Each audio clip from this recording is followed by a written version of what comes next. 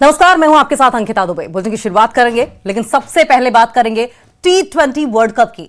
जी हां, T20 world cup में भारतीय टीम अपना अभियान यूएसए के खिलाफ यानी कि अमेरिका के खिलाफ मैच खेलकर शुरू करेगी और आज भारतीय टीम जीत के साथ साथ टूर्नामेंट का आगाज करना चाहेगी।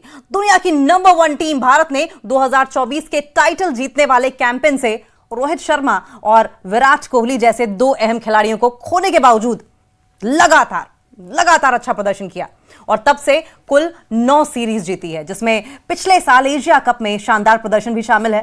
T20 वर्ल्ड कप से पहले सूर्य कुमार का फॉर्म में वापस आना, बीच में तिलक वर्मा का भरोसा और हार्दिक पांड्या, उप कप्तान अक्षर पटेल और शिवम दुबे जैसे ऑलराउंडर्स की मौजूदगी भारत की बैटिंग लाइनअप को अब रोकना बहुत मुश्किल दिखाई दे रहा है।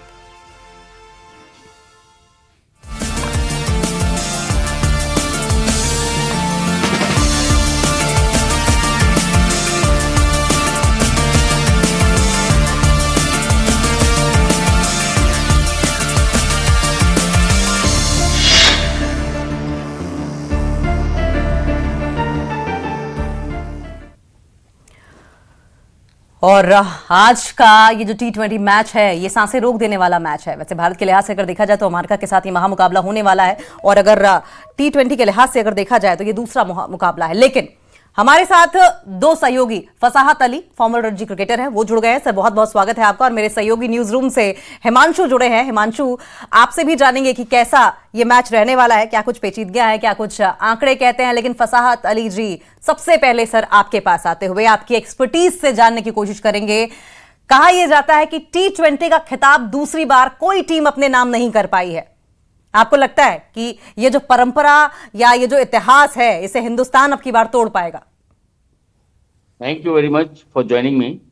बिल्कुल आप ठीक कह रहे हैं कि ये जो T20 के मैच है, जो इंडियन टीम है, इस वक्त वेल बैलेंस टीम है। हर फॉर्म में, हर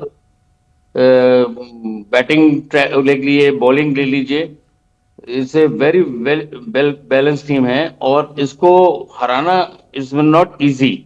लेकिन T20 में आप कुछ कह नहीं सकते, it's a game of chance. कौन आदमी कब कैसे बैटिंग कर दे, कौन फील्डिंग अच्छी कर दे, टोटली T20 फील्डिंग पे डिपेंड होती है। इट्स वेरी डिफिकल्ट टू से बिफोर के वर्ल्ड कप जीत जाएगी कि नहीं, लेकिन प्रोबेबिलिटी यही है और हॉट फेवरेट हमारी इंडियन टीम ही है जो कि वर्ल्ड कप को सेकेंड टाइम जीतेगी इसको। यानी आप ये कह रहे हैं सर कि इतिहास टूट सकता है और नया इतिहास बन सकता है? डेफिनेटली मतलब वर्ल्ड में इस वक्त इंडियन टीम से अच्छी कोई कॉम्बिनेशन किसी टीम का है ही नहीं। बैटिंग है, बॉलिंग है, फील्डिंग है। आप देखिए लास्ट ओवर्स में जो फिनिशर्स हैं, basically Rinku Singh from Aligarh, I am also from Aligarh, वो भी आप देख रहे हैं कि क्या परफॉर्मेंस दे रहा है। और जो आपका ओपनिंग पेयर ऑलरेडी इंडिया का बहुत फॉर्म पे है। मतलब आप किसी भी उसमें आप देखेंगे, मिडिल ऑर्डर में देखेंगे तो you will get the Surya Kumar Yadav और आपको अक्षर Patel very good allrounder, Hardik Pandya. मतलब इट्स वेरी डिफिकल्ट। सर, इन पर एक करके बात करेंगे, लेकिन एक बार हमारे सहयोगी हिमांशु का भी रुख कर लेते हैं। हिमांशु, आपको 2024 का T20 मुकाबला याद होगा, जब अमेरिका के खिलाफ हिंदुस्तान खड़ा था। बहुत ही आसानी के साथ 7 विकेट के साथ मात दे दी थी। तब की टीम में और आज की टीम में क्या फर्क आपको नजर आता है? कहां मजबूती दिखाई दे रही है, क्या दिखाई दे रहा है? एनालिसिस शॉर्ट में। अंकिता, वो पिछला साल था और ये आज का साल है 2026 और 2026 कैसा जा रहा है वो आपको भी पता है, मुझे भी पता है। एक साल का जो फर्क होता है बहुत बड़ा फर्क होता है। और जब आप कह रहे हैं कि ये सांसें रोक देने वाला मैच है, तो बिल्कुल सांसें रोक देने वाला मैच होता है। हम जब यूएसए की बात करते तो ये वही यूएसए है जिसने पिछले वर्ल्ड कप में इंडिया की सांसें रोक दी थी। आप कहेंगे इंडिया की सांसें कैसे रोक दी? ये वही इंडिया है जिसको 110 रन का टारगेट दिया था यूएसए ने, लेकिन उस टारगेट को अचीव करने में इंडिया को 18 ओवर लग गए। और तो और सौरभ नेत्रवलकर ने रोहित को और कोहली को दोनों को ही सस्ते में पवेलियन भेज दिया था। विराट कोहली तो 0 रन बनाकर आउट हो गए थे। सबसे बड़ा खतरा अगर आज साबित होंगे तो सौरभ नेत्रवलकर होंगे।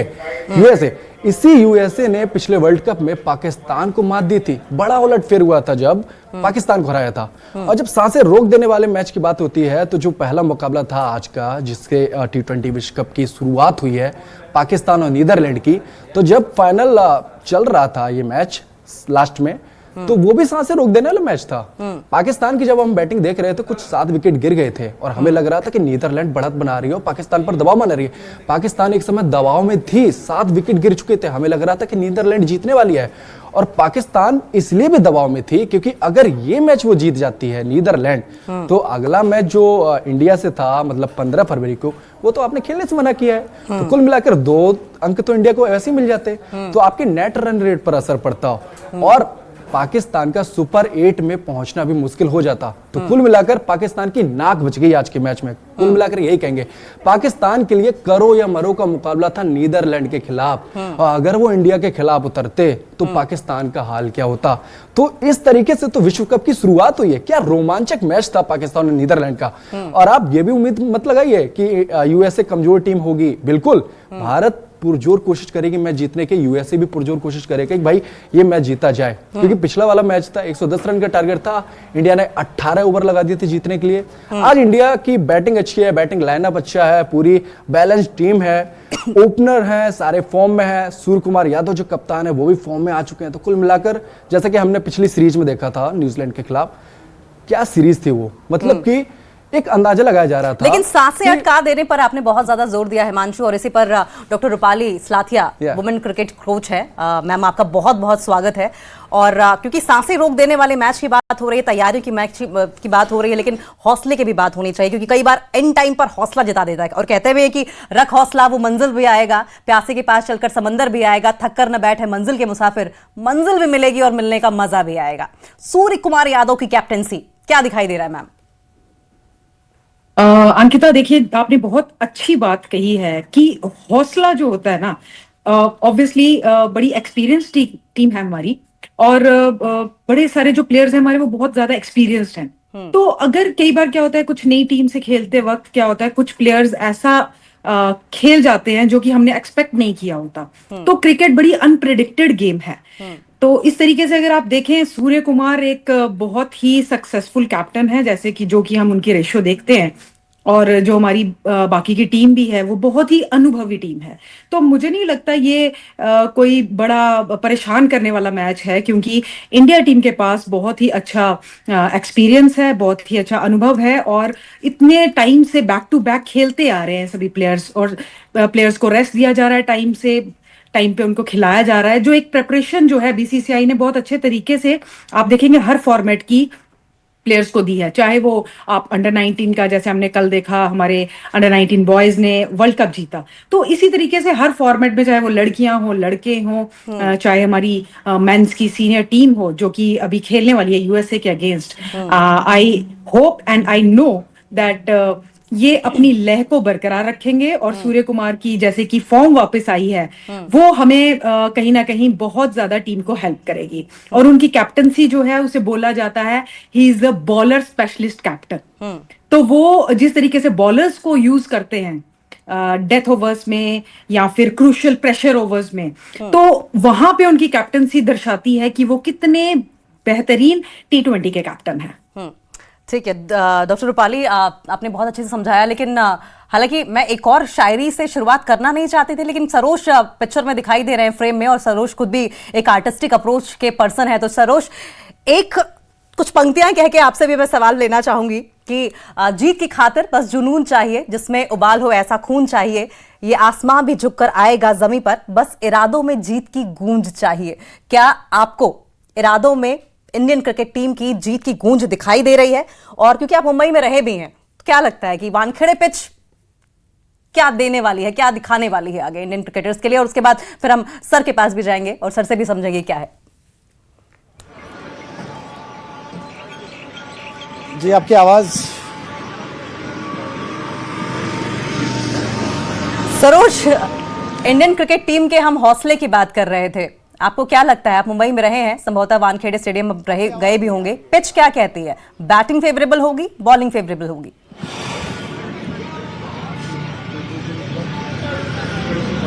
सरोज का दोबारा रुख करेंगे, और यही सवाल जो है, ये इस सवाल के साथ हम अपने दूसरे गेस्ट फजाहत अली सर हमारे साथ पहुंचे हैं, रणजी क्रिकेटर हमारे साथ मौजूद है। बहुत ही बारीकी के साथ सर आपने हमें हमारे लास्ट क्वेश्चन समझाया था, और यही सवाल अगर मैं आपके पास लेकर आऊं कि वानखेड़े स्टेडियम की पिच क्या कहती है? ये बैटिंग के लिहाज से इंडिया के लिए फेवरेबल होने वाली है या बॉलिंग के लिहाज से? जितने भी इस वक्त विकेट्स हैं, कहीं भी आप जाइए तो सब बैटिंग ट्रैक बनते हैं, क्योंकि T20 का जो बेसिक है वो दोनों है, एंटरटेनमेंट भी है और प्लस कॉम्पिटिटिव भी है। तो अगर बैट्समैन वहां रन नहीं बनाएगा तो पब्लिक फैन फॉलोइंग में थोड़ा सा कमी आ जाती है, इसलिए वहां रन बनने जरूरी हैं। और जब रन बनेंगे तो नेचुरली भी चेस करना भी फिर अच्छी टीम के अगेंस्ट बड़ा मुश्किल होता है, क्योंकि अगर इंडिया पहले बैटिंग करती है तो नेचुरली जो मैं समझता हूँ एक्सपेक्टेड स्कोर जो है मोर देन 260 270, जो मैं T20 की बात कर रहा हूँ। दूसरी चीज है कि आज की डेट में जितने भी आप वेन्यू देखेंगे सब जगह बैटिंग ट्रैक ही मिलते हैं और बैटिंग डोमिनेटिंग क्रिकेट हो गया है, और बॉलर को बड़ी मेहनत करनी पड़ती है अपने को सरवाइव करने के लिए।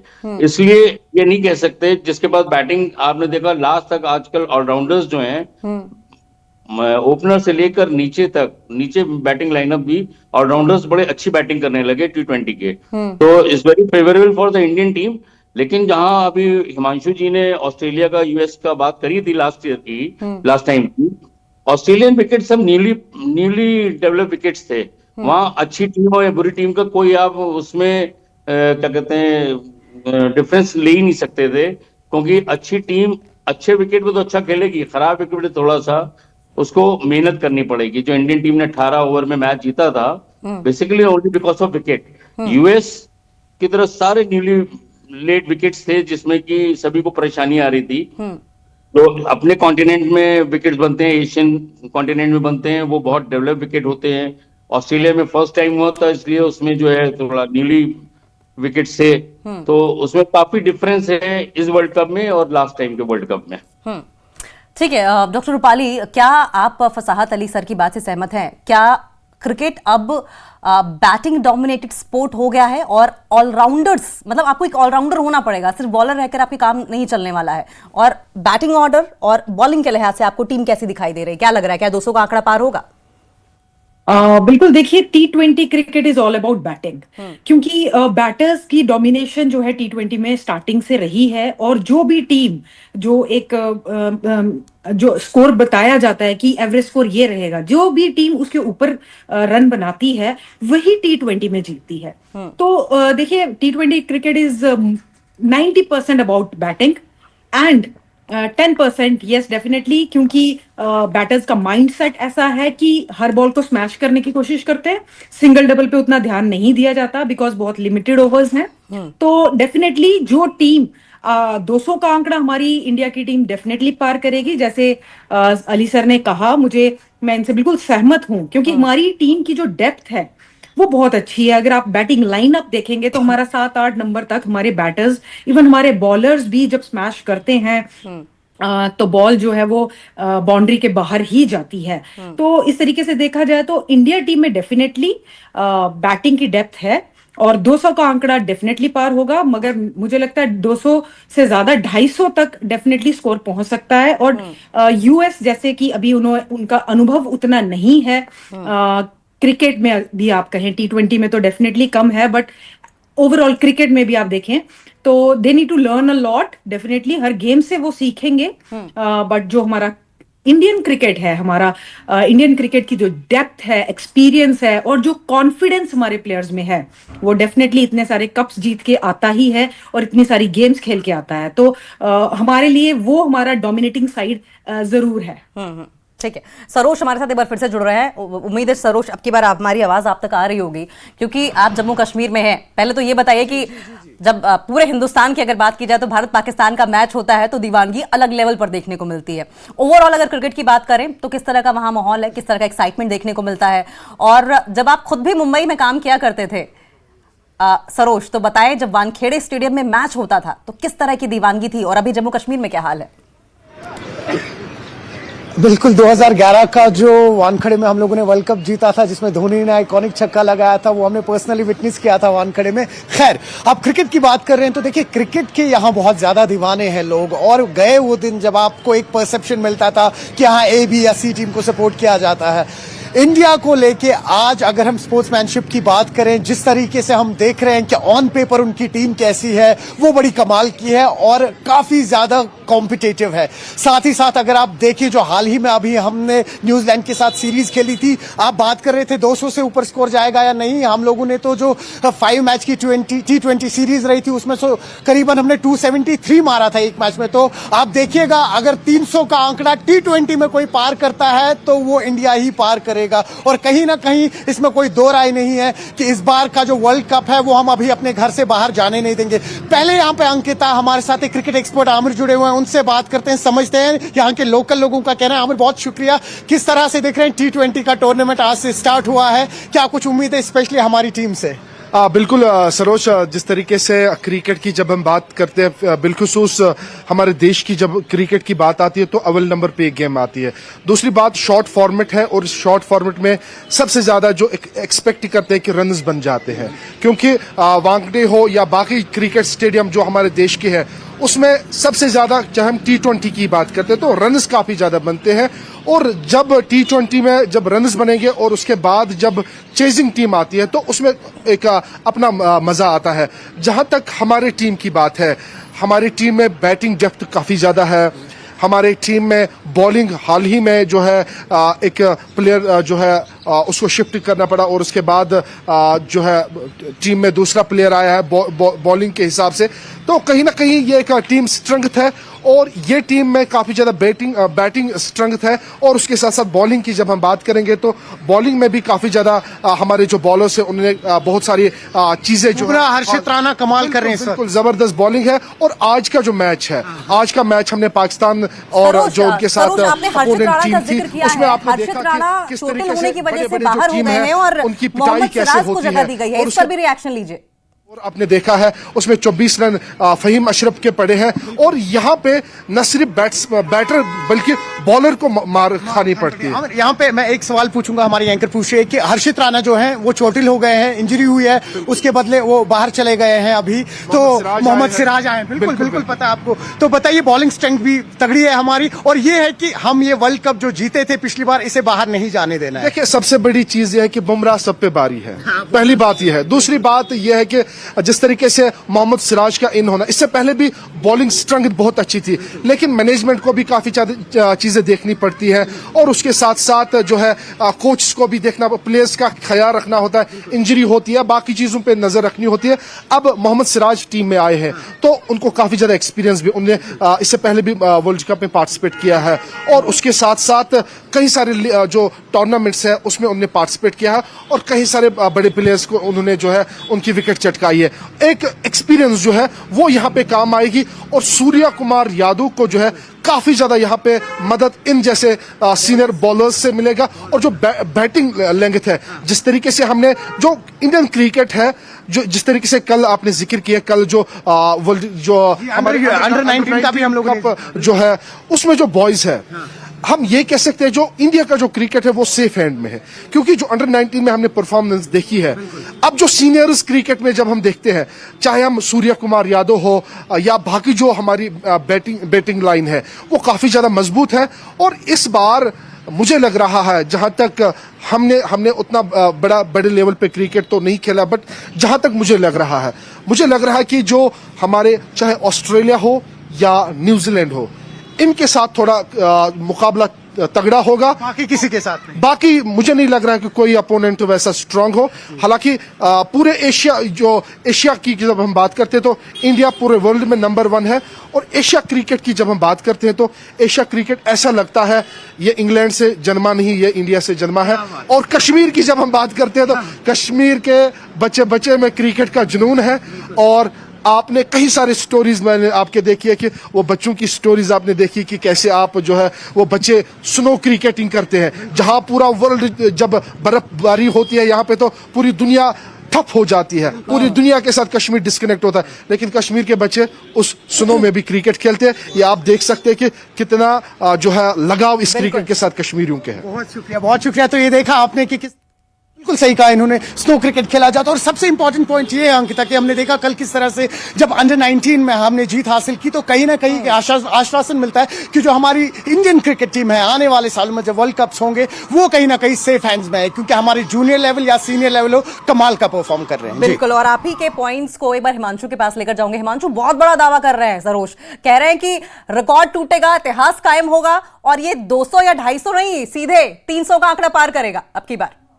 हाँ बिल्कुल अंकिता, सरोज ने बिल्कुल सही कहा कि अगर 300 का कोई आंकड़ा छू सकता है तो वो इंडियन टीम ही है। जिस तरीके की बैटिंग लाइनअप है, बैटिंग डेप्थ है, उस तरीके से तो अंदाजा लगाना मुश्किल हो जाता है कि अगर 300 का आंकड़ा कुछ होगी तो भारतीय टीम है। लेकिन एक चीज़ बड़ी है कि इससे पहले जो इंडिया ने सीरीज खेली है न्यूजीलैंड के बाद, न्यूजीलैंड से, उसमें जो 3 मैचेस हुए थे उसमें से 200 प्लस का जो आंकड़ा इंडियन टीम ने अचीवमेंट है इंडिया की। लेकिन उसमें सबसे बड़ा डर मुझे ये था, इससे पहले की सीरीज में इंडिया ने 200 के प्लस आंकड़े ज़्यादा अचीव नहीं किए थे। लेकिन जो न्यूजीलैंड सीरीज हुई, बीसीसीआई ने टीम घोषित की थी कि जो न्यूजीलैंड के साथ टीम खेलेगी वही वर्ल्ड कप में खेलेगी।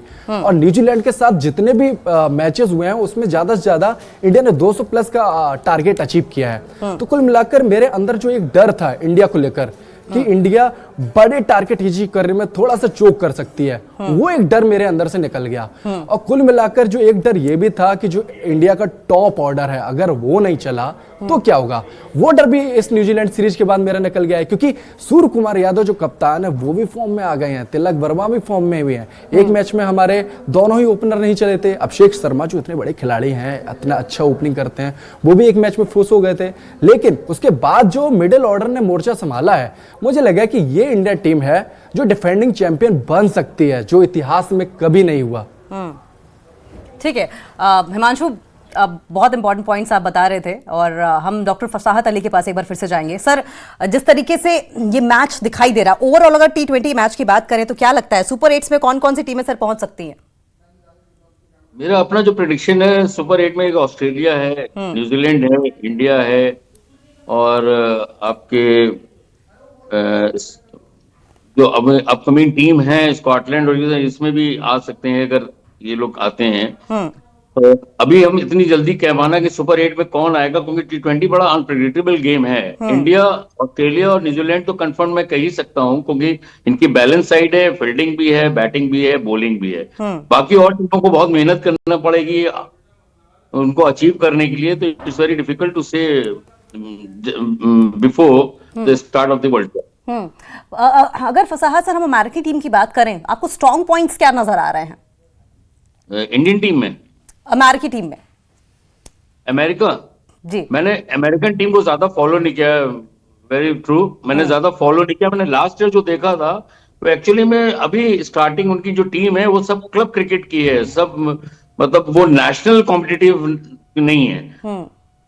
तो इसलिए मैंने ज्यादा फॉलो भी नहीं किया। और जो अमेरिकन टीम है नेचुरली अब जब इतना आईसीसी क्वालिफाइंग राउंड से करके आई है तो कुछ बैलेंस तो बना के या बैटिंग बॉलिंग सब करके आई होगी, उन्होंने क्वालिफाई किया है वर्ल्ड कप में। पहले कौन बहुत लिमिटेड टीम्स होती थी T20 में या वर्ल्ड कप में 50 ओवर्स गेम में। अब कौन ने ज्यादा मैक्सिमम टीम को चांस देना शुरू कर दिया है आईसीसी ने, to get the fan following, to get the infrastructure सब जगह अच्छा हो गया है। तो अभी मैं अमेरिका के लिए ज्यादा कह नहीं पाऊंगा क्योंकि मैंने उसको फॉलो नहीं किया बेसिकली। क्योंकि डॉक्टर रूपाली टिप्पणी भी कर रही थी कि बहुत ज्यादा एक्सपीरियंस टीम नहीं है। और डॉक्टर रूपाली, हिमांशु बहुत कंसर्न थे पहले बैटिंग के टॉप ऑर्डर को लेकर। आपको टीम के लिहाज से अगर देखा जाए, टॉप ऑर्डर, मिडिल ऑर्डर और बॉलिंग के लिहाज से आपको टीम कैसी दिखाई दे रही? क्या व्यवस्थित है? मैच पर, पिच पर उतरने के बाद इतिहास कायम करने के लिए तैयार है क्या? अगर आप टीम इंडिया की बात कर रही हैं तो डेफिनेटली नंबर 1 से लेके नंबर 11 तक हमारे हर प्लेयर जो है वो इतना ज्यादा कॉन्फिडेंट है, चाहे वो अभिषेक शर्मा हो, चाहे हमारे मोहम्मद सिराज हो। आपने हर गेम में एक डिफरेंट इनका कॉन्फिडेंस दिखता है। देखिए, कॉन्फिडेंट होना एक इंपॉर्टेंट चीज है, बट जो एक्सपीरियंस साथ साथ आप गेन कर रहे हैं और अपनी गेम को इम्प्रूव कर रहे हैं डे बाय डे। एक होता है कि मैं सेम लैब में खेला जा रहा हूं, आज मैंने 100 मारा, कल मैंने 10 मारे, फिर परसों मैंने 10-20 और मार दिए। तो ऐसा नहीं है। देखिए, आप अभिषेक शर्मा की गेम को भी देखेंगे, वो तो दिन ब दिन उनका जो एक्सपीरियंस है वो उनकी गेम में दिखता है। जो उनकी थोड़ी थोड़ी मिस्टेक्स तो नहीं बोल सकते, बट जो चीजें वो मिस करते हैं किसी भी मैच में, वो नेक्स्ट मैच में उसको इम्प्रूव करते हैं और वो चीज को रिपीट नहीं करते हैं। तो मुझे लगता है इस तरीके से हमारे जितनी भी टॉप ऑर्डर है, मिडल ऑर्डर है, वो अगर हमारा टॉप ऑर्डर फेल होता है तो हमारा मिडल ऑर्डर डेफिनेटली उनको संभालता जी। है, और अगर हमारा मिडल ऑर्डर भी कहीं ना कहीं कोलैप्स होता है तो हमारे जो लोअर ऑर्डर है वो भी बैटिंग करते हैं, क्योंकि मैंने जैसे आपको पहले भी कहा T20 गेम जो है इट्स मोस्टली अबाउट बैटिंग। तो आपको अगर आपके लास्ट में बॉलर्स आके भी आपको 20-30 रन दे जाते हैं तो वो कहीं ना कहीं आपके लिए एक सरप्लस हो जाता है आपकी टीम के लिए। तो डेफिनेटली हमारी टीम जो है एक बहुत ही बैलेंस टीम है, चाहे वो बैटिंग के हिसाब से हो, चाहे वो बॉलिंग के हिसाब से हो। हमारे मीडियम पेसर्स हैं, हमारे स्पिनर्स हैं, they have lot of experience. तो वो एक्सपीरियंस जो है वो उनकी गेम में दर्शाता है, और वही गेम में जो दर्शाता है कॉन्फिडेंस, वो उनको जीत की तरफ ले जाता है। मैं यहाँ एक और चीज ऐड करना चाहती हूँ, जैसे आप अली सर से पूछ रहे थे कि अमेरिकी टीम का आपको क्या लेवल लग रहा है। देखिए कोई भी टीम है, चाहे वो नई है पुरानी है, जैसे हमने अफगानिस्तान को देखा था। अफगानिस्तान ने बहुत ही शॉर्ट टाइम में अपनी टीम को एक मुकाम तक पहुंचाया, चाहे वो एशियन स्फीयर में ही क्यों ना हो। इसी तरीके से अमेरिका की टीम भी जो है वो दिन ब दिन इंप्रूव कर रही है, नो डाउट। देखिए एक पुरानी टीम, इंडियन टीम या ऑस्ट्रेलियन टीम या इंग्लैंड की टीम को जैसे हम देखते हैं, अभी हम इन टीम्स को उस लेवल पे नहीं देख रहे बिकॉज इनके पास वो एक्सपीरियंस नहीं है। इनकी बॉलिंग और इनका second important thing is efforts. Match में जो इन टीम्स के देखिए एफर्ट्स होते हैं, अगर अगेन मैं आपको लेके जाऊंगी अफगानिस्तान की तरफ, बैटिंग कोलैप्स हो जाए, बॉलर को छक्का पड़ जाए, बट उनके एफर्ट्स कभी कम नहीं होते। तो वो चीज जो है वो टीम को कहीं ना कहीं बेनिफिट देती है, और उसकी इंप्रूवमेंट को उसकी जो इंप्रूवमेंट की परसेंटेज है उसको जल्दी बढ़ाती है। तो ये वो कुछ टीमें ऐसी हैं जो बहुत जल्द हमें जो है कंपटीशन देती हुई दिखेंगी वर्ल्ड क्रिकेट में। ठीक है डॉक्टर रूपाली, बहुत बहुत शुक्रिया। डॉक्टर फसाहत अली जी, आपका भी बहुत बहुत शुक्रिया सर। सरोज हमारे साथ सहयोगी जुड़े थे, हिमांशु जुड़े थे, आप सभी का बहुत बहुत शुक्रिया। बातें और करनी थी लेकिन समय बहुत कम है, और इसी के साथ इस बुलेटिन में फिलहाल इतना ही। नमस्कार।